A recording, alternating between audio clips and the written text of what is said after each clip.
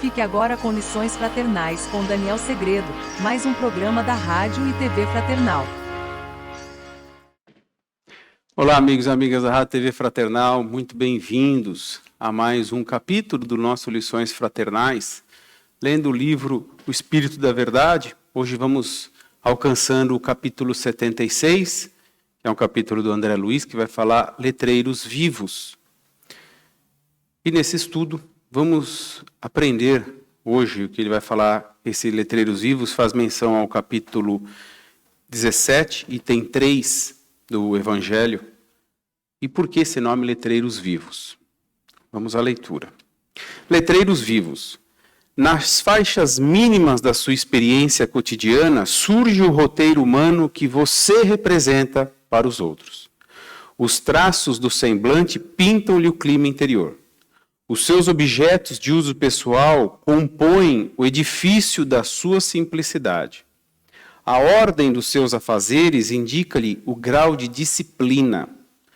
O cumprimento das suas obrigações denuncia-lhe o valor da palavra empenhada.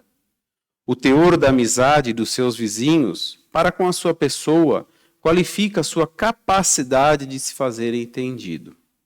O diapasão da sua palestra dá o tom da sua altura íntima. A segurança da sua opinião traduz a firmeza dos seus ideais. Os tecidos que lhe envolvem o corpo configuram-lhe o senso de naturalidade. As iguarias da sua mesa revelam-lhe o papel do estômago no mundo moral. A natureza do cuidado com o seu físico fala francamente de suas possíveis relações com a vaidade. O seu presente diz, para todos, o que você foi no passado e o que você será no porvir, com reduzidas possibilidades de erro. A uniformidade entre o movimento das suas ideias, dos seus conceitos e das suas ações disseca, à vista de todos, a fibra da sua vontade. Todas as criaturas que lhe partilham a existência leem incessantemente os letreiros vivos que lhe estabelecem a verdadeira identidade nos panoramas da vida, respondendo-lhe as mensagens inarticuladas com aversão ou simpatia, contentamento ou desagrado, conforme a sua plantação de bem ou mal. André Luiz. Capítulo 17, item 3 do Evangelho, que vai dizer, sedes perfeitos, capítulo 17, item 3, o homem de bem. O André Luiz começou falando o que para nós? Vamos voltar aqui no texto. Ele começou falando que o roteiro humano, a experiência cotidiana surge o roteiro humano que você representa para os outros. Os traços do seu semblante pintam-lhe o clima interior. Só por aí já dá para a gente imaginar que ele está falando o quê? O que a gente carrega consigo. Ele vem fazer essa reflexão com a gente nessa leitura de letreiros vivos. Por isso, letreiros vivos. A cada momento, a cada situação, nós recebemos mensagens que nos felicitam ou que nos entristecem. Mensagens que nos desagradam maciçamente ou aquelas que nos enobrece de tal forma que exacerbamos isso. E isso é o que ele está querendo dizer. Como nós lidamos com esses sentimentos a todo momento, pois a todo momento nós recebemos uma ligação, uma mensagem, e como isso vai nos interferir. Como isso vai mudar o nosso clima interior através do nosso semblante. E muitas das vezes, aquilo que me acontece não tem absolutamente nada a ver com aquela pessoa que eu cruzo, mas é nela que eu exteriorizo todo esse meu sentimento. Então, se eu estou descontente, eu demonstro todo o meu descontentamento quando alguém chega em mim e eu não sou educado, não sou polido, não dou um bom dia, não dou uma boa noite, não dou um sorriso, pelo menos. Então, isso já está mostrando o que eu trago dentro de mim, como eu lido com as minhas sensações, com os sentimentos de tudo que está ao meu redor. E a gente tem a capacidade de mudar isso. Porque, por mais que eu fale que o outro não tem nada a ver, a gente mudar essa faixa, a gente sabe que é difícil, mas basta eu querer. é como ele termina, basta a minha vontade de expressar no bem ou no mal. Então eu tenho que fazer essa força de vontade para quê?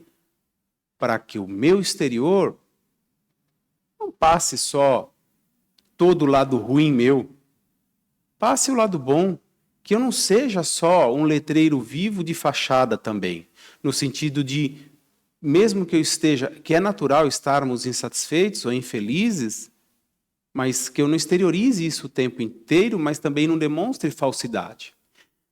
É aquela palavrinha que o Evangelho, de forma implícita, fala tanto, né, e deixa subentendido. Equilíbrio. Então, que eu saiba equilibrar todas essas sensações. Mas aí você poderia me indagar. É difícil. Muitas situações pelas quais eu passo, não é fácil lidar. E não é fácil manter o sorriso no rosto, não é fácil manter o semblante de felicidade a todo momento. Muitas das vezes, a mensagem que nos chega é como uma mensagem, mas na verdade é uma pedrada no meu sentimento. Mas eu vou ter que saber lidar com essa situação. Eu vou ter que saber enfrentar o tanto quanto para que eu vou ter que passar isso. Da mesma forma que tantas outras eu passei e que tantas outras virão para que eu passe. Então é saber lidar. Junto desse equilíbrio, junto do controle da impulsividade minha, junto de todas essas sensações que me cercam, eu saber meu ponto de equilíbrio, eu entender que o outro não tem culpa, eu entender que os erros acontecem, eu entender que eu faço parte, muitas das vezes, do erro. Então é vivendo e aprendendo. Mas para a gente chegar nisso, a gente tem que ir lá no Evangelho buscar o capítulo 17, que ele vai falar o quê? Sede perfeitos. Então esse é o propósito. É buscando a perfeição. É passando por ela, é fazendo essa reflexão nesse momento e vendo que acho que eu fui injusto com tal pessoa. Ela não tinha nada a ver com aquele momento da minha insatisfação e eu externei, eu verbalizei toda a minha insatisfação sobre ela. Então, que eu repare o dano com desculpas e que não faça mais. E que eu não repita esse mesmo ato.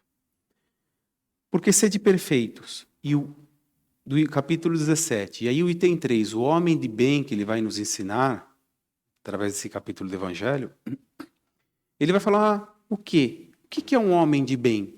O homem de bem é exatamente esse que sabe se portar perante as sensações e os sentimentos, perante as adversidades, as vicissitudes que a todo momento nos acontecem, mas ele sabe se portar de tal maneira que ele controla o impulso, que ele controla o sentimento, que ele mantém a felicidade no olhar. Aí você vai falar, está muito longe de mim.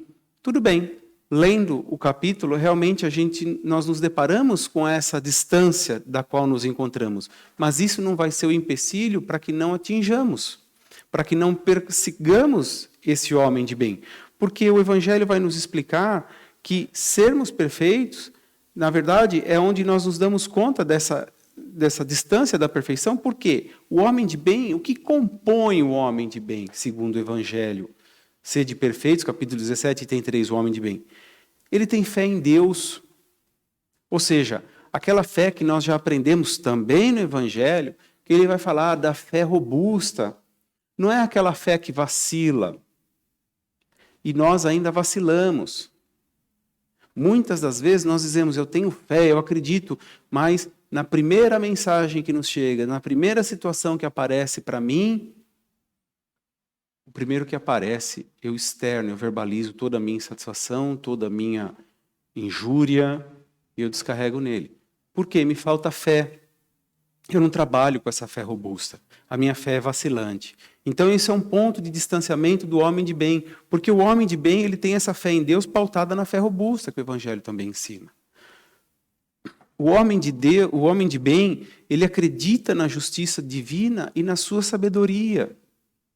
Então ele leva a vida não de forma irresponsável. Poderia dar essa interpretação, não está nem aí para nada. Não, porque entende, porque compreende um pouquinho e leva a vida de uma maneira um pouco, sem deixar de ser séria, mas um pouco mais leve.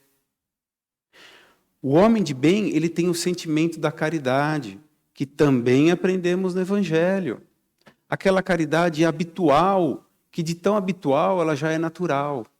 Ou seja, não se espera nada em troca. não é aquele famoso, eu estou fazendo isso para que algo me aconteça, ou para eu receber alguma coisa lá na frente. Não é nesse sentido, não. É aquela caridade pura e simples. Então veja que o homem de bem, que tem fé em Deus, que acredita na justiça divina e na sua sabedoria, tem o sentimento da caridade, na verdade, ele reunindo tudo isso, o que é que tem dentro dele? Além de todas essas dádivas divinas, ele tem aceitação, mas uma aceitação pautada no quê? Numa compreensão. Outra palavrinha que o Evangelho também fala, em muitos capítulos, que é o que nos falta. Quando a gente compreende, a gente aceita. E aceitando, a gente já tem tudo isso dentro de nós. Quando nós tivermos essa fé robusta, tendo essa fé em Deus, acreditando na justiça divina e na sua sabedoria, esse sentimento de caridade, seremos realmente homens de bem. Por quê? Porque nós compreendemos a vida, nós compreendemos os desejos, as vontades divinas, esse amor divino que Deus tem por nós.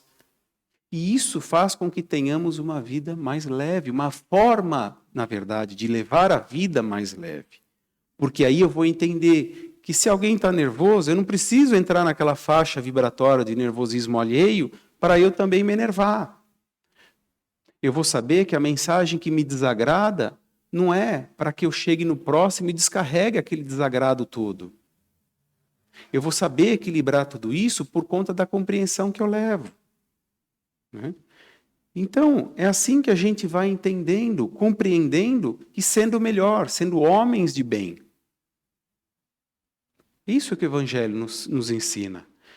E o Chico Xavier tinha uma frase que muito nos ajuda a compreender, que ele dizia assim: ninguém recolhe o bem sem conquistá-lo e ninguém recebe o mal sem atraí-lo. O que quer dizer isso? Compreensão. A partir do momento que, se eu entendo que o meu desagrado eu tenho que repassar para alguém, ou seja, o mal que está me fazendo eu devo repassar, eu só estou contaminando cada vez mais, não só o ambiente, mas todos aqueles que me circundam. Então, por isso que eu sou esse letreiro vivo, que a todo momento se alterna. Mas se alterna de que forma? Por que não ser uma pessoa agradável, uma pessoa leve, uma pessoa que sabe entender a vida? Mas eu só vou conseguir isso se eu aceitar essa fé robusta, se eu compreender a justiça divina e a sua sabedoria e o sentimento da caridade. Então eu preciso trabalhar isso em mim. Né? E aí, já indo para a conclusão, deixando para você refletir acerca desse capítulo, presta atenção num dos parágrafos do André Luiz, quase no final ali, que ele diz assim: o seu presente diz para todos o que você foi no passado e o que você será no porvir, com reduzidas possibilidades de erro. Pensa nisso. Eu vou ficando por aqui. Faça sua reflexão aí, leia o Evangelho e eu te espero no próximo capítulo. Até lá. Tchau.